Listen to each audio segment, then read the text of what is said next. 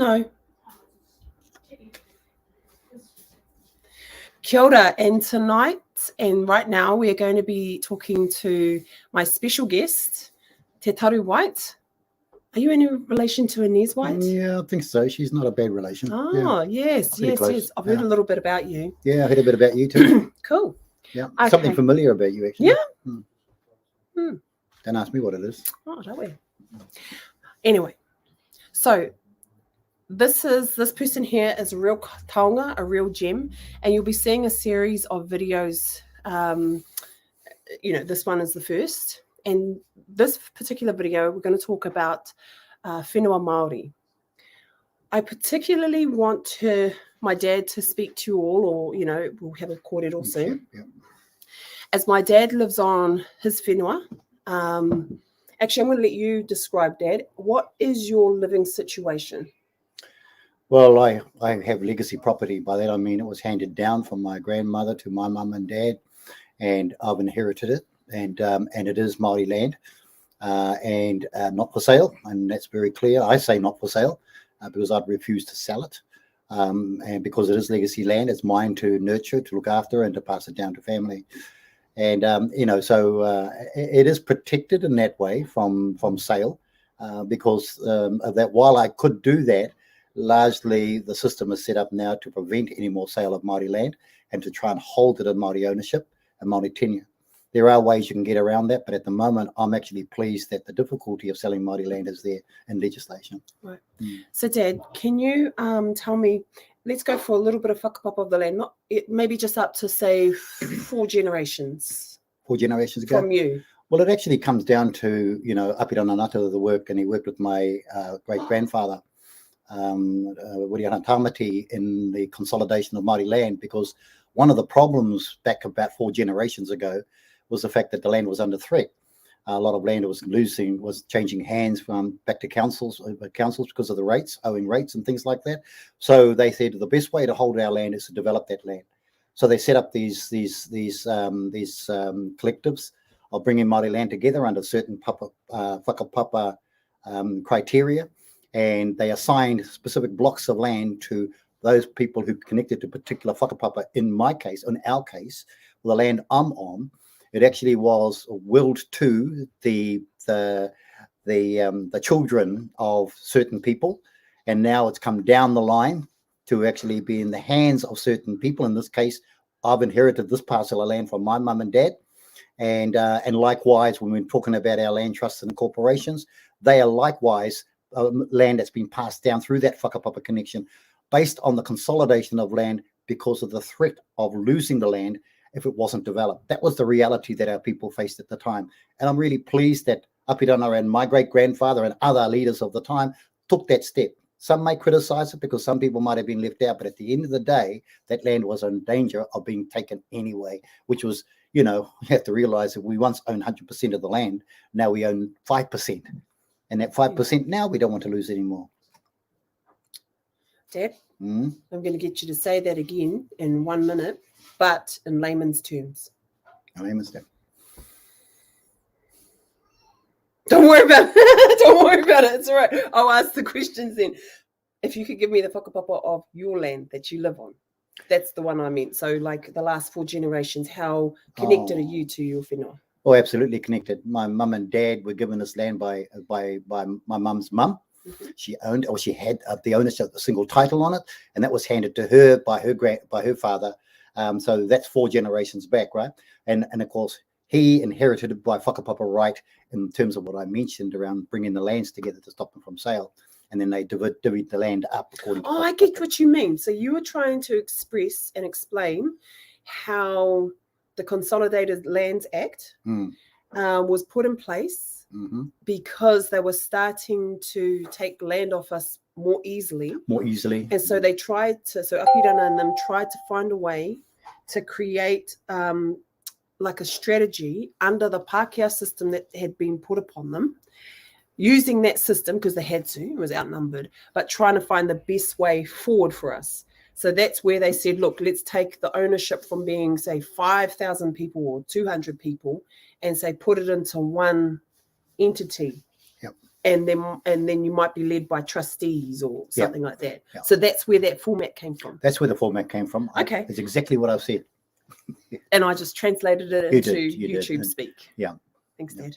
You're a champ. You're welcome. So what I would like to know now, if we can just give them a bit of background, can you give me a 1-minute synopsis on the difference between general title land and Māori land? I know a lot of people think they know what Māori land is, and then they go, what do you mean general title Māori land? Well, under the Turi Whenua Māori Land Act, first of all, it was the Māori Land Act 1953, and which was subsequently changed to the 1993 Turi Whenua Māori Act, which basically then categorized particular lands owned by Māori as Māori customary land. And of course, on the other side of the fence, you had land that could be acquired in the general title, which is land that resided in the Pākehā domain, in the total domain, as opposed to being isolated as Māori land. One aspect of Māori land is not only is it difficult to sell, but it's also difficult to loan on, because basically you can't take the land for security, right? The banks want that; they want security. Whereas on general title land, they can take the land if you are defaulting in your payments. So there's quite a significant difference. The other challenge, though, is that when we want to develop our lands on the Māori front, we actually have a few barriers to get through, because banks won't touch us to develop, normally speaking. Whereas if you've got Pākehā land, they'll give it to you, right? So there are these sorts of challenges and the differences between the two lands. I mean, there are barriers for Māori land development, but in a way, ironically, protecting the land from any more sales was a good thing. Although originally the native courts were set up back in the 1800s to isolate your land, to alienate your land, right? Right. Now, it's quite ironical now that the system is turning around to say, we will not lose any more Māori land, and therefore we'll put these barriers in place to actually secure that. Yeah. Right. But half a dozen, 1/6 of the other, whether I fully agree with that. I support no sale of Māori land, but the difficulty in developing our land, Māori land, as opposed to general land, is pretty real. So can you just take me through those two iterations of the Māori Land Act, Te Ture Whenua Māori Act? What was the original and when was the latest version? Well, the original one in 1953, I think it was a year. People who, and this is a critical issue, that you could succeed to Māori land by virtue of marriage, right? It's like shared assets. So if you're a Pākehā, you could succeed to Māori land, and therefore that land starts getting out of Māori hands into Pākehā hands. The 1993. So that's how it happened. That's how it happened, all right. And so you'll find that a lot of Pākehās who come into the land came through that vehicle because they married, and the other partner passed away, and they succeeded to that land, which is diabolical, really. And of course, the 1993 Turi Whenua Māori Land Act changed that. And that was a significant change. 1993. 29 years ago. Yeah, is that right? Yeah, 29 years. 30. Okay. Yeah, and so that was critical in the context of things, because no longer could you now succeed land because your other partner passed away. You had to have, a bloodline. You had to have proven bloodline to that land. That's significant, So I certainly applaud that. And that was one of the significant changes with the Turi Whenua Māori Act.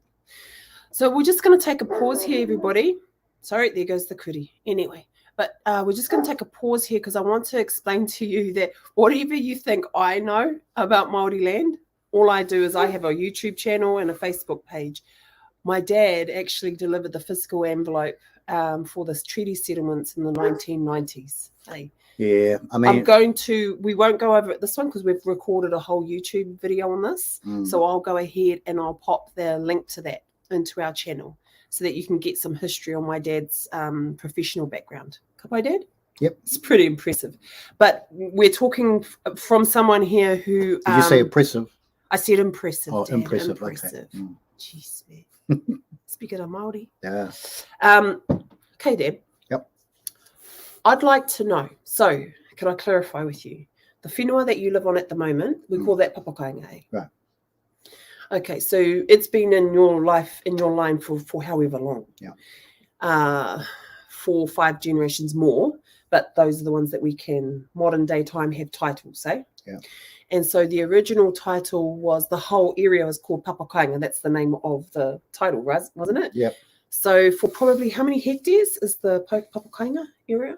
What's quarter of an acre? What's that in No, hectares? the whole thing, Oh. right down to the marae. Oh, I don't know, don't know. 10 10 to 20 acres.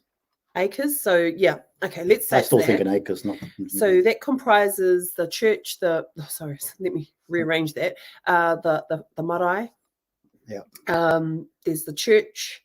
Then there are All the individual 1, sections out there. 2, 3, 4, 5, 6, 7, 8, 9, 10, 11, 12, 13, maybe 15 sections. Yeah, about that. It's in the precinct of the marae anyway. Yeah. So it's within that environment. So it's connected Yeah. to the marae directly. And so there are individual titles off that papakāinga. In saying that, everybody in the papakāinga is related, except for 2 on the lakefront. And that was part of the incursion of the Pākehā, inheritance under the previous act. So that was before the 1993 Act. That was before the 1993. Which meant that Māori down in the papakāinga, a person.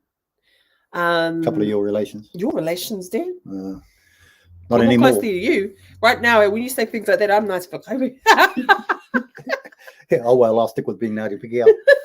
Anyway, back to it. And so they have sold it on to Pākehā people at a time when you could sell it. Yeah. Sell the land. So they're the only 3 sections that are unrelated. Apart from that, what does your papakāinga look like? Hang on, I'll describe it to them and then maybe you can elaborate if you need to. Mm-hmm. So where Dad lives, our particular papakāinga are individual titles, individual houses, but they're all cousins. Yeah, we're all cousins, and that's a really neat thing about papakāinga, that we're all cousins, we all relate. Second, third cousins, not that matters, but I'm trying to paint a picture. And the important thing about papakāinga is your ability to walk across each other's properties without being told, hey, this is our property, you can't come across here. So the advantage of not having fences up, some fences have been built, but the old people never had fences in these particular sections. You could walk across the sections and everything else. The first thing that Pākehā did when they got there is put big fences around their properties, right? And then later, they're the only 2 houses really that have these big fences. Had the big fences, and then another Pākehā built another property, and our people would cross across it to get to the lake, and they say, "Hey, what are you guys? You can't just do that. You're trespassing our property." And the people say, "Well, we've got a generation of being able to walk freely across here. Don't tell us that we can't walk across this property. You might claim it as yours, but we claim it as papakāinga. So we will be still free to roam across this land as we please. And by the way, you bought this as a holiday home from Auckland, and just let us say that it's important that you relate to us rather than us relate to you." So who owns the road, the actual road that comes off the state highway to get in? It's a shared road from all of those people who participated. The good thing about it, though, is the Pākehā sealed it. Yeah. Pākehā sealed it, but the Māoris manage it. So I remember it was rugged, that road. Oh, it was dusty as hell, forever, our whole lives. And then they decided it was too much. It was dirtying their cars. Or dirtying their flash car in their boats, So, I mean, it's all good. So good. It's all good. Tolerated. We're not going to tolerate that. Yeah. But so you and we grew up there out for our school holidays, from going now and then in Koro. So I wrote in our little synopsis for this video. So the original section was probably about an acre. Yeah. And then over time that's been chopped up amongst different children. This is from my dad's grandparents. Yeah. And then there is half an acre has still got the whānau on it. Dad's cousins own that. Dad has, is it half an acre? Quarter of an acre. No, yours is not a quarter of an acre, Dad. I'm sorry. Yours is half an acre. Oh, okay then. That's huge. So it makes the other one an acre. Anyway, it takes a long time to mow it. So that's the Māori measure of that's right, area size. How long does it take to mow the damn lawn? Yeah. It's 2 hours. And then we have across from there is your cousin's house, the cousin and my cousins. So that's about an acre. And originally it was probably about a 2-acre block, or to your grandparents. Yeah. So then your grandparents have left sections to their different children. And your particular one is probably half an acre that went to Nan and Koro, who they then gave it to you and Mum for a wedding present. Yep. When it was in blackberries. The interesting thing about it is that your grandmother said, look, if you want to sell it, it's worth this. You can sell it and build another house somewhere. And I said, we're not selling it, Mum. That's the reason why I said, when you ask all my brothers and sisters who wants to go down to Moria, none of them said yes. I said yes. And one of the first principles for me, but it's never going to be sold. It's not mine to sell. It's mine to inherit and to pass it on. Right. That's the legacy that our grandparents and their parents left for us. It's special land. It's privileged land, because not many lands you can get that are on papakāinga these days that really connect you to the heart and soul of who we are. Right. So, so why would you sell that? So anyway, mum didn't push me anymore. So then they gave it to you for? They gave it to me, and, just to hold and do what I wanted to do with it. As a wedding present? As a wedding present. And a few years later, mum and dad went to sell their house, and they sold it. Then they say, oh, look, we want to go move somewhere to build a house, a place. And I said, well, here you are. You gave me this section, have it back. So your mum and I gave it back. I said, yeah, go back. So in 1985, they built their little whare on there.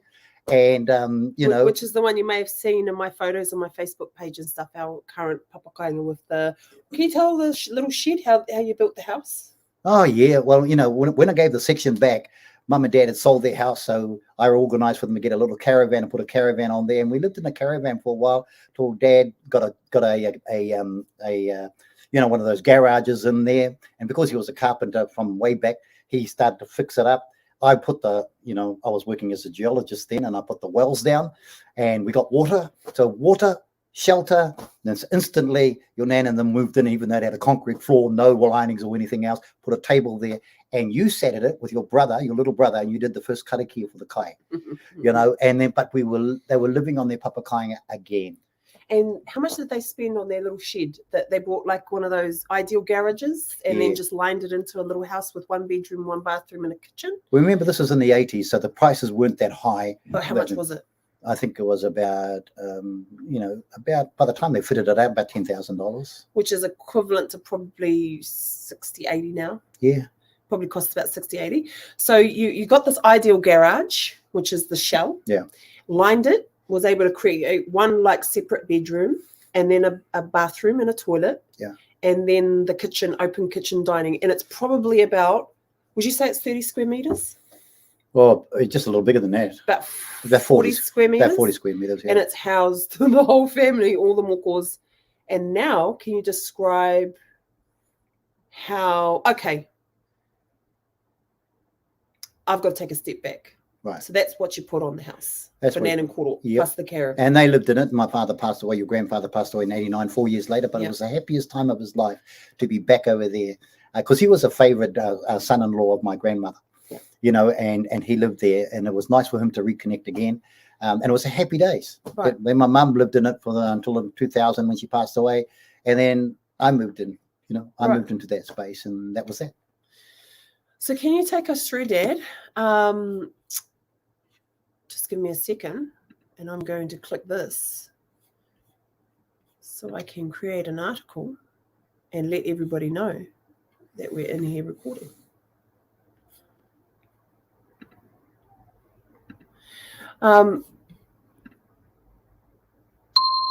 When did Nan, so you had given the land back to Nan by this time. When did Nan pass away? She passed away in 2001. Okay. Do you mind if we talk a little bit about the ins and outs of what you did for yourself through the Māori Land Court? Do you mind? No. Okay. What is here to talk about? Well, it's pretty amazing what you achieved. And this is for our clean banking crew. A lot of people have aspirations to move back onto their whenua, and going through titles and wills and all that kind of thing is major obstacles, and you kind of battled all of it, did it by yourself without lawyers. So do you mind we just talk about that a little bit? Okay. So 2001, Nan died. And obviously, Dad was the original owner of the land, like Nan. Then Koro and Nan gave it to Dad. And then Dad and Mum gifted it back to Nan and Koro, so they had somewhere to live in their retirement, their old years. Then Nan passed away, and the agreement had always been, verbally, the whole family knew, that it would go back to Dad because he gave it back in the first place. Dementia does a few things, doesn't it? Your Nan had dementia for 4 years, and in that time, her mind wasn't there. And my brothers had been in Australia for over 20 years. And they came back not understanding the circumstances with our mum. And of course, my sister, your Auntie Katie, was looking after your nanny in that particular whare. And, it just shows you the importance of how these things can divide. families as well if you don't settle it properly. And what happened is that my mum's dementia mindset, this is just speaking honestly, my brothers changed the will. And so we'll hold on that, because this is what happens, whānau. So if you take a person who owns the land down to the Māori land court and you have your hearing, and that person's present, they can agree to have the will changed and have the records in the Māori land court changed as well. Like saying, yes, I agree that I want my property to be left to, my whenua to be left to this person. Okay, back to you, Dad. Yeah, well, there were 2 wills that my parents left. When my father and mother was alive, they willed it to me. And then when my father passed away, my mother willed it to me just to keep the focus going. And as she went into dementia, unfortunately, my brothers didn't understand a lot of that particular history, only saw a demented mum and also, you know, her change in mindset. And then consequently, they changed the will to actually give the land, to will the land to one of my brothers who was in Australia still and was there for over 30 years. And so basically, when that happened, I came back and said, what's happened here? So I contested it. I contested it in the Māori land court. Went through the long, it took 7 years of just grinding through the land court to get a hearing, to get the evidence. In the end, I had to have the doctor's evidence and these sorts of things. Break this down just so that they understand the learnings, Dad. So what happened was the will had changed. Then it was changed by the influence of whānau members, okay, who changed it and essentially got my grandmother, who was still alive, to agree to what they had changed it to. However, when you're under dementia, you're not of right mind to be able to make changes to your legal documents and to swear in court that, you know. So what Dad had to do was show that through the doctor's process and the medical history that Nan wasn't actually capable of making decisions at that time. I also had to get I got affidavits from other members of my family, my brother, one of my other brothers, my niece who had inherited the mother's shares, and others who were witness to the circumstances that prevailed. And not only that, I got, as you said, a doctor who was mum's doctor to give evidence and to listen to a tape recording, which is really, really interesting.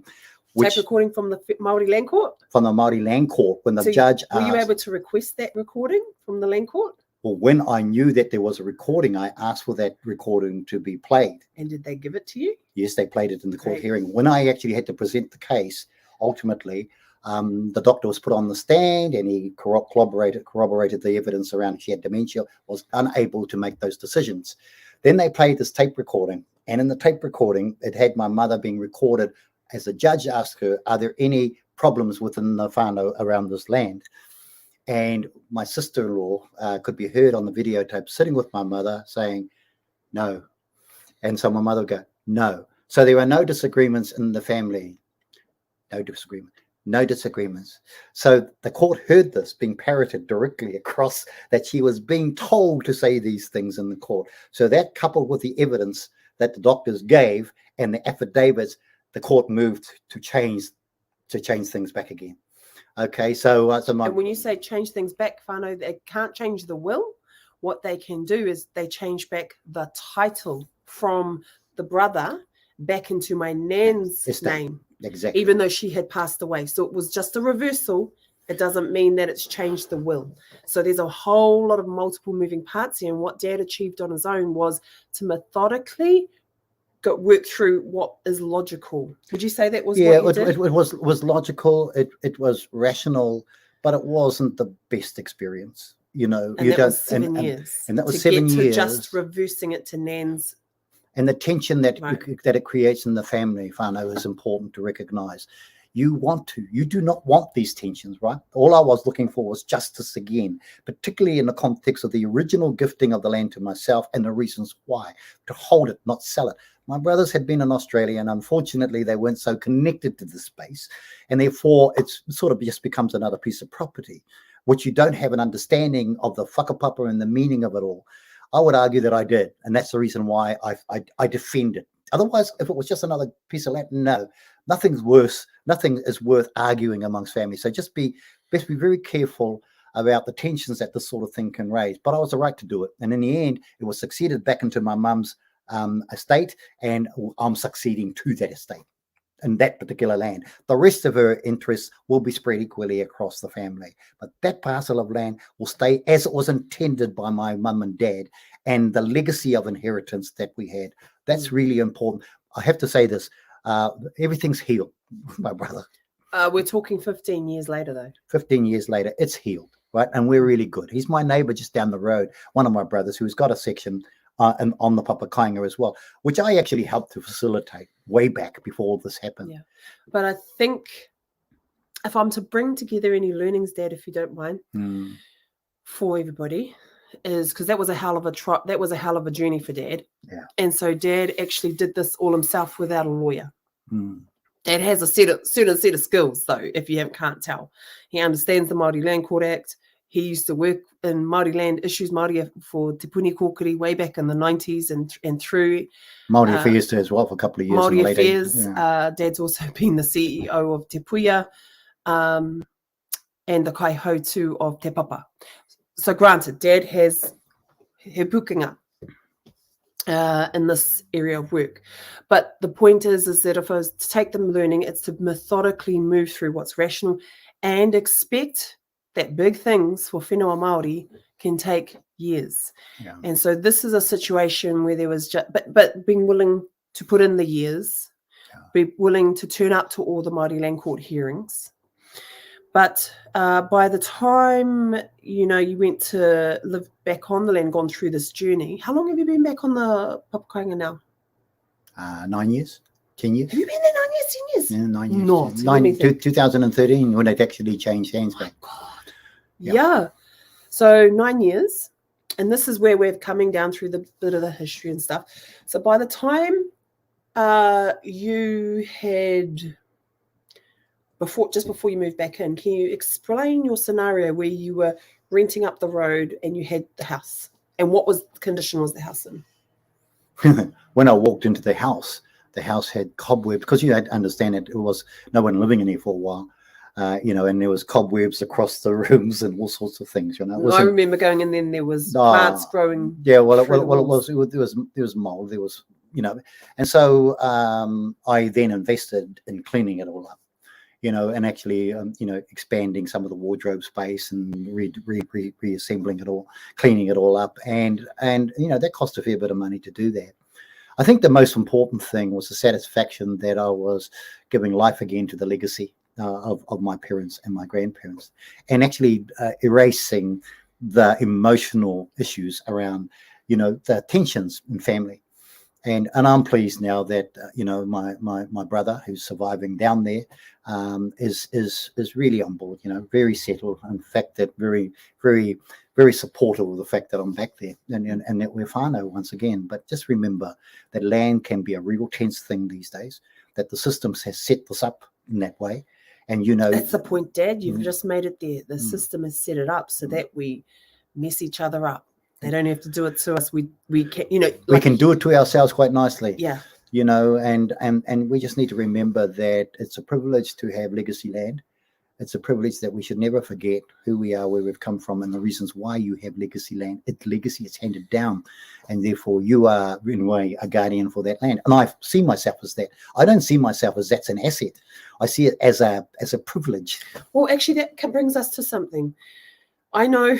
So with Dad's kind of mahi and everything, I know a lot of people outside of who don't live on papakāinga will tend to look at you or anybody who lives like you, like us, and think, why don't you have a bigger house, a flasher house?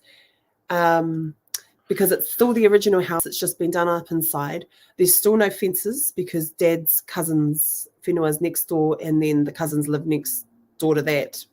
Everyone's a cousin. Everyone's literally second or third cousins. You don't build fences on the papakāinga. Actually, the fences at the back, we'd walk over it all the time, we go help it. We go get the harakeke. We go bury our baby's whenua and pito underneath the tree. Go and get the lemons off the trees. Yeah. Fences. I pick the avocados off the neighbours. But they're Pākehā, so that's all right. Yeah. I mean, we own the airspace, so I take it. So that helps himself to the avocados. There's a way of living in papakāinga. Have you ever had people, close to you or not, whatever, anybody ever sort of look in bewilderment that the house is small cottage? It's simple. It's a cottage. Yeah, and it's basically the same. Well, What's that mindset that you have about living on papakāinga? Well, I've seen it. The importance of connection. You can go and buy a nice flash piece of property up in Brunswick, which is a fancy. One of my mates owns $2 million house on it. You go in there, it's really flash and everything else, but it's not papakāinga, And in fact, it's not even the land that's part of his tribal estate. So I look at it and I go, oh well, real flash. Everybody's impressed, but I don't need that. I'm a gold card holder now. I mean, I'm happy with a little domain, happy to live in there. I'm just not so happy with the large lawn I've got to mow. I'm thinking about a ride-on mower, but then I'm thinking about the weight I'm gaining, so I need exercise. So, so some privileges of mowing lawns. So as the family has expanded down in the papakāinga, what is the way that our family, have managed that when talking about the cabins? If you could just explain how that works. Yeah, well, one of the things about land, you got land, you can put things on it to expand the accommodation, to expand the storage. So I ended up getting one of those cabins, those rent-a-cabin thingies, and putting it on there and creating another space where people can live and sleep in and everything else. Hooked up the power, plugged it in, and away it goes. We've got another room. And a little while later, I ended up getting a Euro cabin as well and putting that up there and actually creating another space where people can live. And actually, you plug it into the house. Plug it into there. And then you've got the other half of the section that's all bare, the one that I have to mow.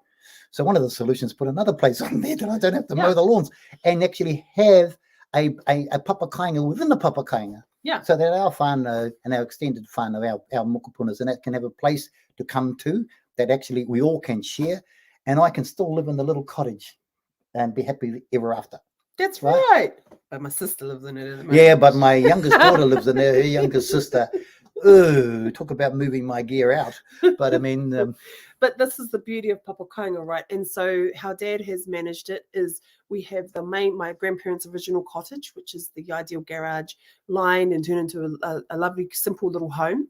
And then Dad has just plugged in the cabins to that. And so when we come as a whānau, one whānau can go into a cabin. Now, whilst this might not sound ideal for people, what it has allowed is occupation of the whenua, occupation. And it's allowed connection to whakapapa, which is the main thing, Dad? Yeah. Well, this is what Dad's always taught us, is it's not the house, it's the connection. It's being on your own land. Well, it's the mana. Yeah, and the difficulty of housing right now, right? And the difficulty is land. We've got lots of land, but can we build on the land? And right now, I mean, if you put something that's 30 square meters and less, you can put it on the land without the consent. So that's what I would like everybody to realize is that you've created for our family, Dad has created for our family the ability to plug in, plug out as multiple families. We have the main cottage that has the power, the water, the kitchen, and the toilet. Probably in modern day times, it might be $90,000 to $100,000. But from there, we have these nice little cabins we can plug in. And when it's really busy at Christmas time, we put the tents up. This is mortgage-free living. This is high quality of lifestyle because we're on our land. There's nobody telling you what to do. Yeah. And these are very doable options. Cabins, tents. But what the learning is for everybody, Dad, I think, is investing in a power source, a water source, and ablutions. Yeah, it's quite interesting. If you have that, it doesn't matter about you can build the houses over time. Well, only, about 9 years ago, it wasn't even on sewage. They had sumps down there in the papakāinga, right? They had sumps. So, and then septic tanks. And you had no water. You weren't connected to the water supply. You had to do your best to put a well down. What were they paying the rents for? Yeah, exactly right. Why were they paying rents? Number one, you're dumping your rubbish in a collection system somewhere else. Number two, you had no sewage system other than a sump that the truck would come out and suck it out and clean it out. And you had no water. I spent a number of years as an engineering geologist, as you know, I worked in the mines. I put down 9 water wells using my mining knowledge of how to put in wells. And we put in 9 wells down there. And over half of them are still working and providing the water supply. So just because that's amazing, Dad. But as you know, I like to translate what everybody's hearing. So my dad's trying to tell you that they didn't even have water provided by the council. No. And not even sewage provided by the council. Nope. And not even rubbish provided by the council. And that was 10 years ago, and we still don't have water.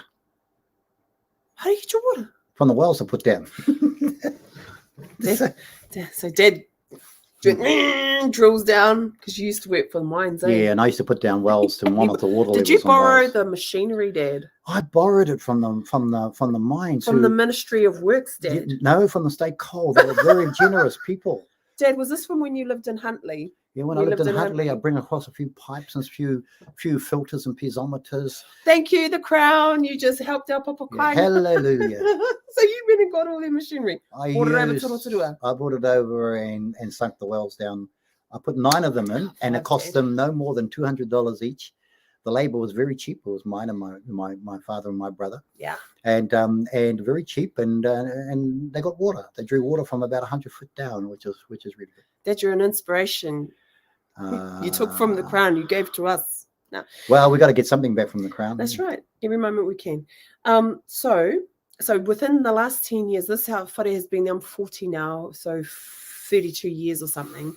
Only just got water. Are we on sewage now? We're on sewage. We're on sewage. Went on sewage about 6 years ago, and we still don't have sort of municipality water. Wow, that's why we buy those big waters.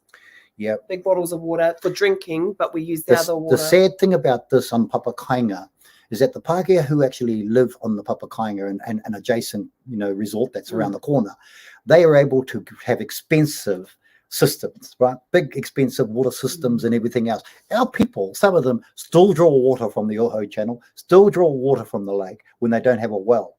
So there's a really unhealthy environment that our people still are in that situation. Yeah. The ones that I put the wells down for are lucky enough that they have wells. And I'm not saying everybody doesn't have wells, but a lot of them still just draw water from polluted sources. Well, that's a little bit outside the papakāinga, but they still do that. So that's the sad thing about it. Yeah. But, I think what I'd like everybody to know is that if you have whenua, if you can just find a way to get on and find enough funds and money to be able to leverage and build an electricity source, an ablution source, so somewhere, like a wharepaku, maybe rainwater tanks and a septic tank. Now, septic tanks, to be within the guidelines now, the what do you call it, the legislation, often are about 27,000 now. But if you can get septic tank, if you can get rainwater tank, which is probably about another 2,000 to 4,000 installed, you can get grants for them now. And if you can get, even if you have gas cooking, so just with that, we're looking at maybe $40,000 for services without having to be on the town supplies. And then a cabin or what have you is probably anywhere from 50 to 90,000. If you want to go the non-compliant route, I'm pretty sure you can do it less than that too. But the main thing, Dad, when it comes to papakāinga, what's the main strategy for getting on there for home ownership? Well, yeah. In some cases, back home in the papakāinga, people just planted a cabin.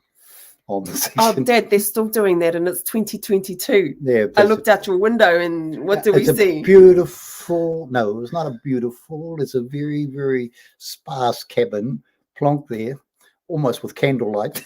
But it's the neighbours. It's not it's the neighbours, and I love the fact that very nice young fellow's done that. Yeah. It doesn't add necessarily to the beautification of the place, but it actually, the person is happy, the person is living, the person is doing what he wants to do, and got some sort of occupational right of sorts. Or I don't know if he did it. I think he just plonked it there. Cousin said, put a cabin over here, put a cabin over there. I think he has whakapapa rights. Yeah, it's whakapapa rights. But that's the point, is like, you can get wrapped up with all the red tape and stuff and bureaucracy. Yeah. Sometimes the first step to living on your whenua and home ownership terms anyway is to get on there, and then find a way to get yourself some ablution, some power, some sewage, septic. See, we've got a farm that's right on the boundaries, and it's quite a large farm. And we've had applications coming through to the occupational rights. They want to occupy the land. We have lots of land, but there are barriers to that in the context of being able to occupy when you've got a land trust and a corporation, so a few hundred members. you know, and then the ability to occupy it is a little bit different because, you know, you're trying to run your farm, you're trying to equalize true. We're talking about a piece of whenua here with my dad's where it's more specific. We're talking about it's a block of land. 10 people involved with that. But I think, thank you very much, Dad, for sharing. I think there's some sensitive issues in there, you know, like family tensions, but you know, you get through it. If you have an open heart as to why you're doing this, it isn't to possess, it's something to honor.